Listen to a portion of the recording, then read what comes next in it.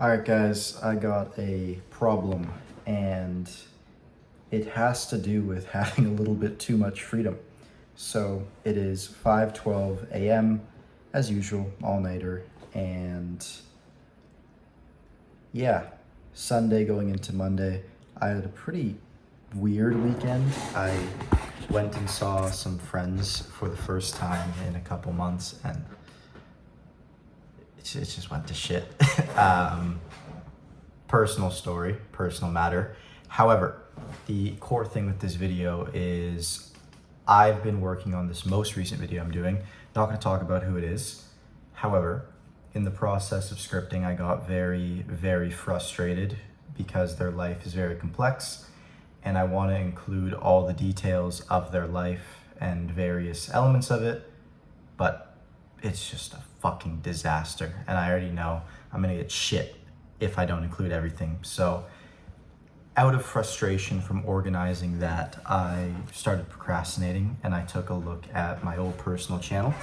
And then I just started binge watching my old personal channel videos. And I was wondering to myself why I stopped doing this. I guess previously I had said that I ran out of things to share, and that was very true for the time. Now I've got a lot of things to talk about again, and I want to first start with my problem right now, which is I have too much freedom.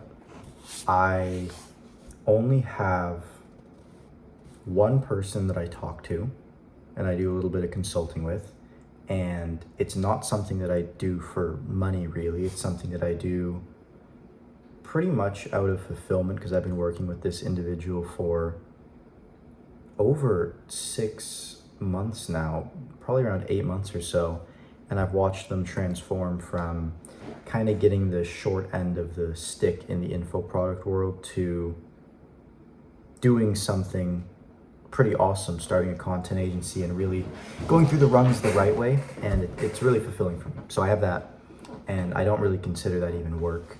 Then I have another friend who I help out with videos, and again, it's more work because I actually produce the videos, but it doesn't take me long. And with either of those opportunities, if they were to ever become something that impedes on my ability to work on my main channel, I could easily just stop doing them.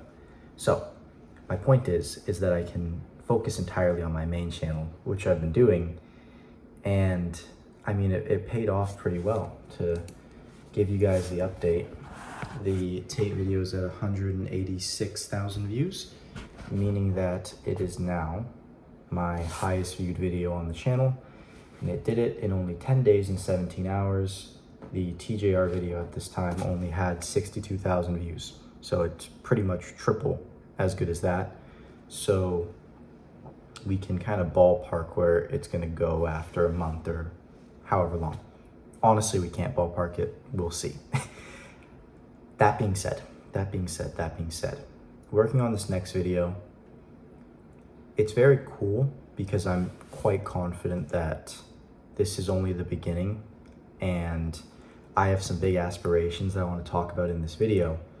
But before I get into those, the big thing that I've been struggling with is now that I have no messages to respond to, no real meetings that I have to show up to, and I'm not being held accountable by individual people, it's odd, right? I look at my comments on YouTube and I mean, they're not personal really.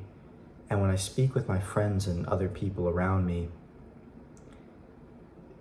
nobody is anywhere near the context level of what I do about like the videos I'm working on, etc. than me. No one's even close to the context level. So I've been pretty lonely, but I've found some solitude more recently. So I have started and continued my frame outs, which I don't know if I've ever shared this habit or if I started it after the vlog series stopped. I think I might have. But my process for learning documentaries, and if you are an aspiring person, I'm going to show you something and you're going to either think I'm crazy, you're going to either feel inspired, and I'm not worried about showing this because I know people aren't going to do this shit, to be quite honest. So every single day, if I go here, oh, that's my Celsius can. Every single day, and I move across here, I got like the first row done, and it goes further down, and it takes up, this kills my computer. But what's gonna load here as time goes on is individual screenshot of every single frame change in documentaries that range from 10 minutes long and just like traditional YouTube videos all the way up to, more recently, I got a Netflix subscription so I can look at professional grade documentaries, screenshot every frame, and I break down in in-depth as in-depth scrutiny as I can even comprehend the detail that's going on in these. And it gives me this understanding of the mechanics, even though it takes a ridiculously long time to do. Doing one every day, it gives me this understanding that I don't think can be replicated by A, just watching, and B, even by making your own stuff and improving. Because when you make and improve upon your own stuff, yes, there's insights that you get from that. However, I've always been someone who's very rigorous about seeking what I call privileged information.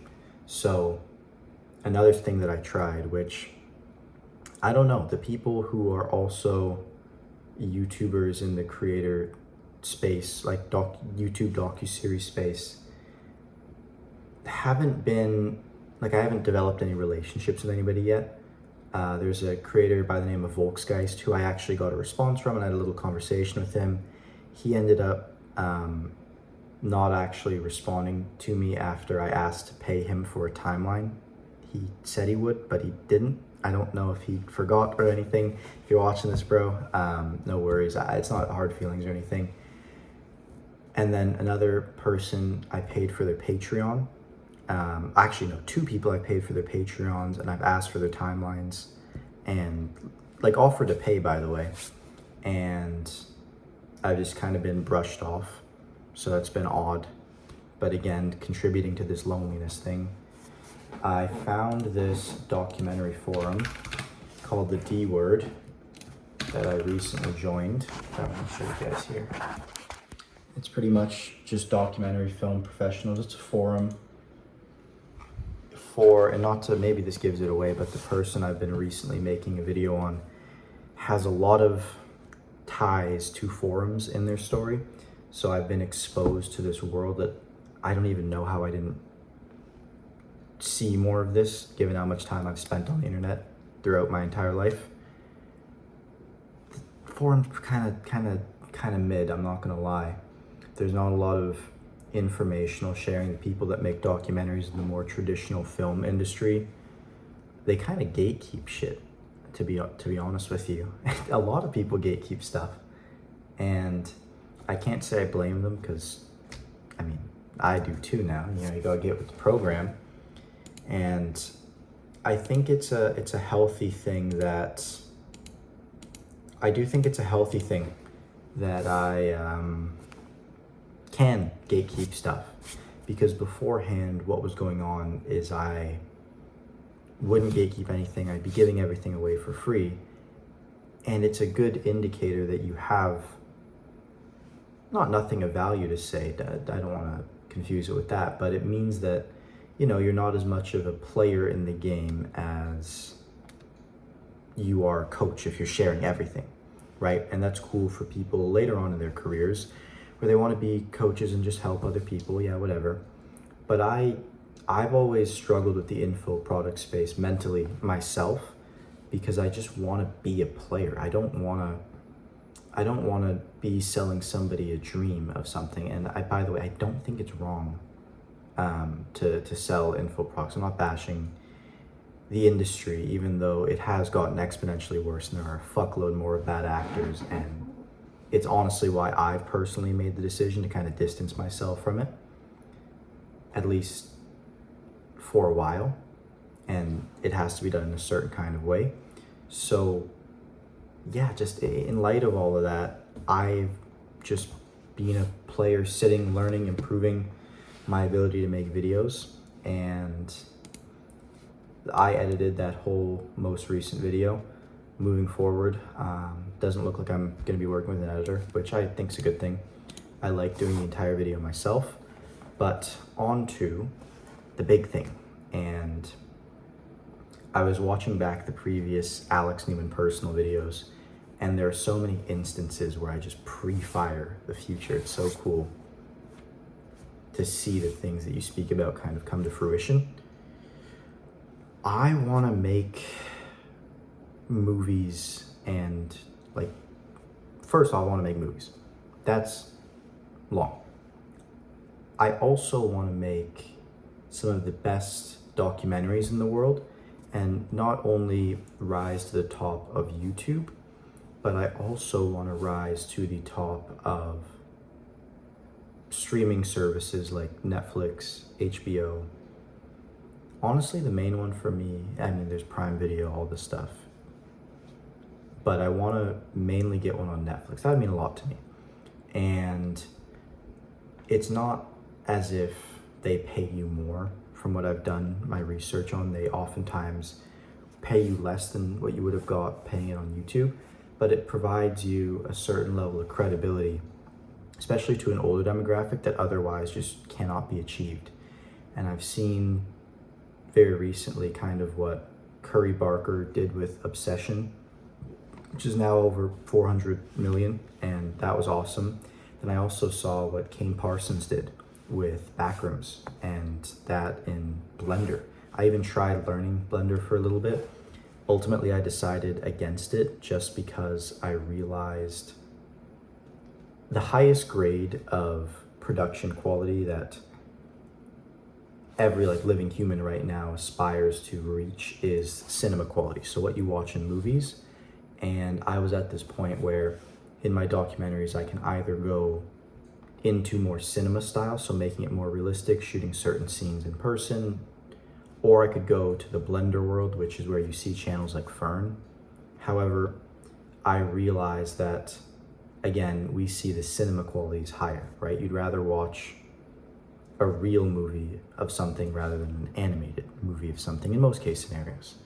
And that's assuming that the thing is executed at the same quality in both. So I'm not actually going to be learning Blender, for now at least. I'm going to be veering everything to in-person stuff, which is going to be cool. That's going to be this next video I'm working on. Going to be trying a lot more of that. But yeah, given I want to work in those kind of fields, it's so interesting because I'm a one-man band. I've started getting emails about brand partnerships for YouTube and whatnot, and luckily I have enough experience in just traditional business negotiating and sales to where I can properly assess, what is the right things to do and what's not. I think unless it's a reputable brand that I think I have a lot of alignment with, I'm just going to say no. I have a lot of AI platforms that reach out to me and I just don't see the connection. As of right now, I don't want to be the guy doing a Raid Shadow Legends or a War of Tanks or a HelloFresh sponsorship. If it doesn't align with my brand, I know it's just better to hold out than to thing, and I might even try brand outreach at some point, but I don't know. The money's not the important part, and anybody that really understands exponential growth understands, okay, don't worry about cashing in, worry about reinvesting exponentially. And for me, getting to those goals that I spoke about earlier, the biggest thing that I'm now thinking about and focusing on is my own personal ability to improve my skill. And this is going to be a very controversial take. A lot of people are going to disagree with me on this. However, I don't think being an entrepreneur, in the sense that the modern interpretation has kind of turned into, is actually A, that difficult, or B, something that I want to do. Because you look at what an entrepreneur is today, and these stories of these larger founders are kind of glorified as these people who don't know how to do anything and are just kind of idea guys that direct and push a lot of people around to do things. And then you see these kind of companies where people just end up getting generally good at one thing and then becoming a sales or marketing person. But especially with the marketing, what pisses me off is that now learning the production industry, a lot of the people who you think are good at marketing aren't actually that good at marketing, right? Especially, and I don't mean to shit on anybody, but I keep tabs on a lot of stuff that honestly isn't that relevant to me anymore, and it's kind of out of personal spite that I do it. It's hate watching. It's not really a good habit. I notice a lot of things in the info product industry of like people trying to emulate content formats, and so much of it is just like shit to a level that to me just feels like people aren't even trying. You look at some videos and they have like a tilted camera and their audio's bad and there's miscuts for sections, and I understand that because that was me, right? I lived all of this. So I understand the mindset frame that these people are coming from. Knowing what I know now, it's just, how can you even consider yourself good at what you do when you're missing just the amount of levels that there is? And I mean this even with people that are big. And don't get me wrong, this exists for what I'm even doing now with my YouTube videos. Every day that I do those frame outs I was talking about, I am infinitely humbled in how much there is for me to improve. That all being said, to get to my point of this, I have been trying to focus on doing everything myself. So as I mentioned, I'm not currently working with an editor. I have no plans to expand my team or to take on any clients. I really believe that maxing out your skill in a given pursuit over the course of 5 to 10 years is a far more fulfilling function, but then also lucrative function in terms of then using that to propel yourself into a different position later on. So I'm going to give the example of the gym, and I'll give the example of Arnold Schwarzenegger for just a good kind of case study of this. I also watched his documentary. He focused on bodybuilding for the longest time, and they went through spurts. So the first thing he did was he maxed out his natural physique, and then he hopped on steroids, all the stuff, won the Olympias, etc. And then once he had set up his distribution as like the best bodybuilder in the world, he then took that to the media business, and then to the movie business, and then to becoming the governor of California. So he used that personal skill in the one thing to then jump to leveraged places once he had already built up that immense skill. But that bodybuilding stuck with him throughout his whole career. Another example of this at a very high level is Michael Jordan. Basketball, Air Jordan, Charlotte Hornets, plenty of other investments. Guy's set. So another example is Napoleon. Napoleon, a lot of people don't realize, became the richest man in France, not through becoming a business person, but by being one heck of a general and taking over the country effectively. To me, it's just it's a far more fulfilling way of living life, is to commit yourself fully to something, master it, and then have that be the basis from which you pivot off of later. But I think I've made the mistake, and I see other people who, maybe it's not a mistake, but through my own lens, I see that I have made the decision in other times in my career to want to expand out and blossom. And going back to that gym thing, it's the equivalent of hopping on steroids before you reach your natural physique. peak or natural peak physique. And that takes 5 to 10 years to do. So if you look at how long you want to be working, if you are trying to hop on steroids in your second or third year, and the equivalent of that in business is you're hiring out this team and you're doing all these things, you end up with weak foundations that then don't allow the steroids to blossom into whatever this big physique that you wanted was.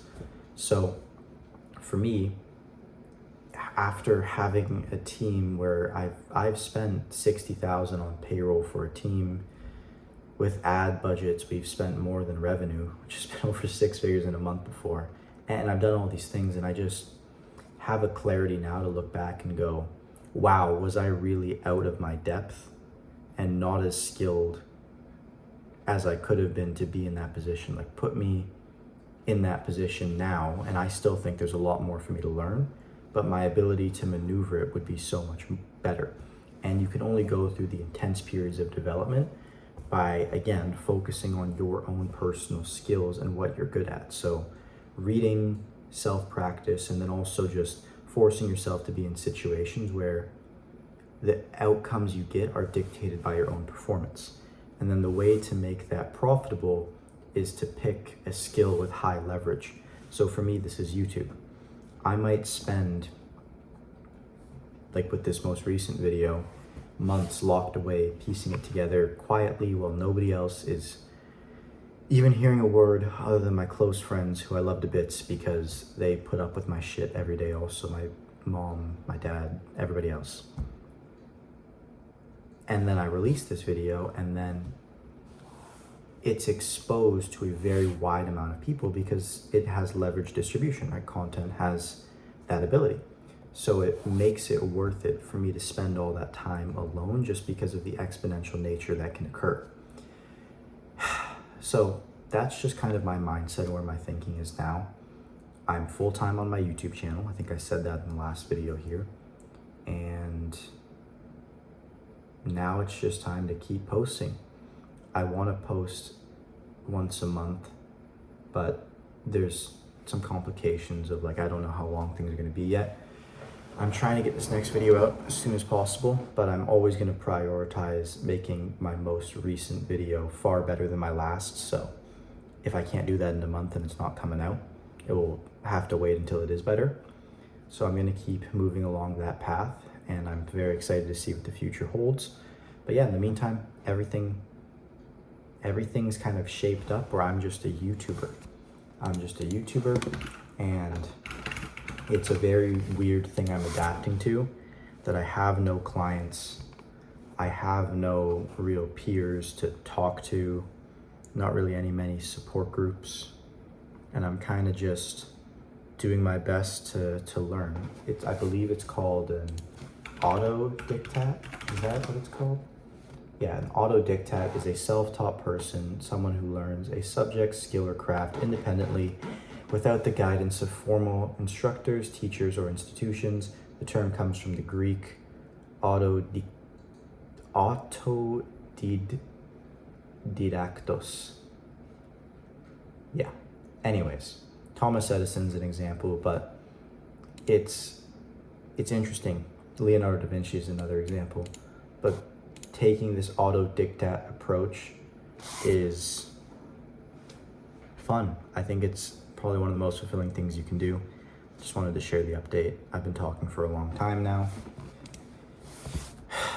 Yeah, we'll see where this goes, and I'll keep progress updates coming along. I don't know, I like this channel just flip on the camera and shoot shit.